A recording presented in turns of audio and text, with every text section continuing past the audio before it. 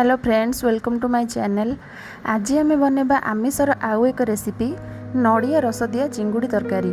मु केमिति बनाऊँगी और यार प्रस्तुति प्रणाली आपण जानापी भिडटी लास्ट जाए देखंतु और मो चैनल को सब्सक्राइब करने को जमार भी भूलिए नहीं। पाखरे थिबा बेल आइकन टी को दबाई देबे, लाइक करिवे, शेयर करिवे। एही रेसिपी पई मु नेइछि किछि फ्रेश चिंगुड़ी, मीडियम साइज रो चिंगुड़ी, गोटे नड़िया जहाँकि यही रेसिपीर मेन इंग्रेडिएंट। एक मुझे खंड खंड करी ताकू भल भाव ग्राइंड करी यार रस बाहर कर नेइछि। एही रसटा ही एही रेसिपीर मुख्य जिनसटी। देखंतु मु एहीपरि कपड़ा साहाय्य रे कोकोनट मिल्क अर्थात नड़िया रस बाहर कर नेइछि।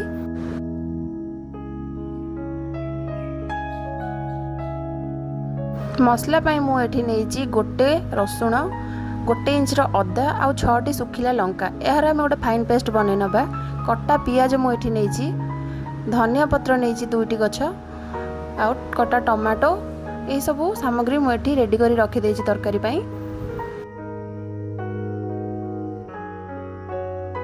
प्रथमे चिंगुड़ी को धोई से लुण आउ हल्दी को भल भाव मैरिनेट करदबा। तापर कढ़ाई रे तेल गरम करबा। सब बेले मु आमिष पई सोरिष तेल ही यूज करे।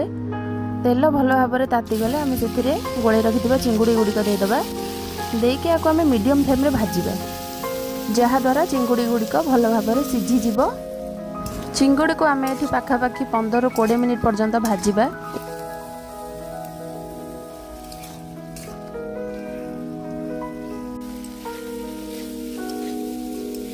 देखंतु एठी चिंगुड़ी गुड़िक भल भाव में भाजी गलानी। एको आम गोटे जगार बाहर करनबा।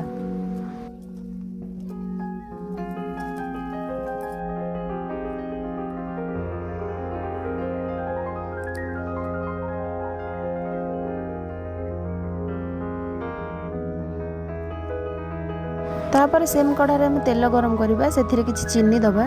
एठी मु तेजपत्र कि गरम मसला किसी यूज करनी, कहीं मैं यार गोटे पाउडर बनई मु लास्ट रे देवी। कटा पियाज आम से देदेबा और पियाज को गोल्डन ब्राउन हवा पर्यंत भाजिबा। पियाज भल भाव में भाजी गलानी। आम से काटी रखिथिबा टमाटो को देदेबा। तापर आम बाटी रखिथिबा मसला को एथिरे देदेबा और भल भाव में 2-3 मिनिट पर्यंत कषिबा। आम से दबा गोटे चामच लुण,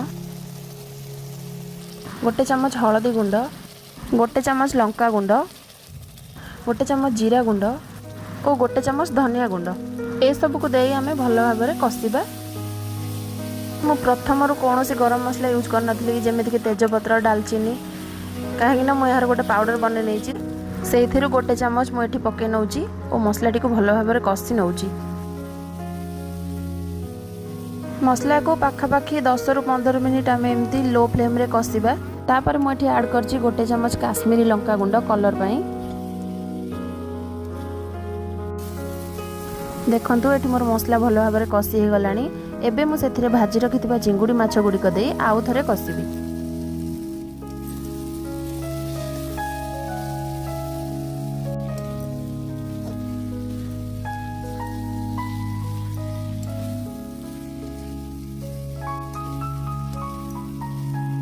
पाँच ରୁ 7 मिनिट मुझे माछ गुड़िक दे कषि सारे। आम ए से पानी देदेबा, आवश्यक अनुसार आम पानी दबा।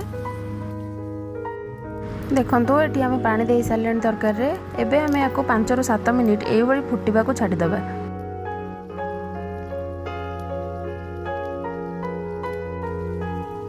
तापर प्रथम बनई रखिथिबा नड़िया रस मु एथिरे दे दउची और फ्लेवर पाई दे दउची किछि कटा धनिया पत्र और फुटिबा को 1 मिनिट छाड़ी दउची।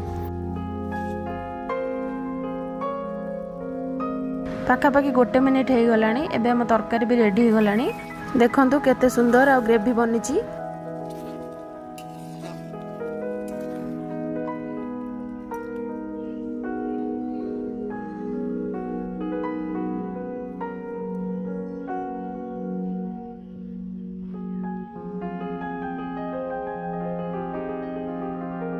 देखंतु एबे रेडी हो जाइछि हमर नड़िया रस दिया चिंगुड़ी तरकारी बा प्रॉन मलाई करी। चिंगुड़ी को एमती थरे बनातु, खातु और समस्त को खुआतु और केमिति लागिला मो कमेंट सेक्शन में निहाती जणातु।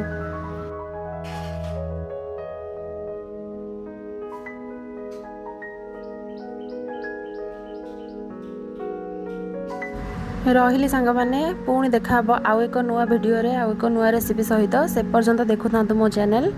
Thank you and bye bye.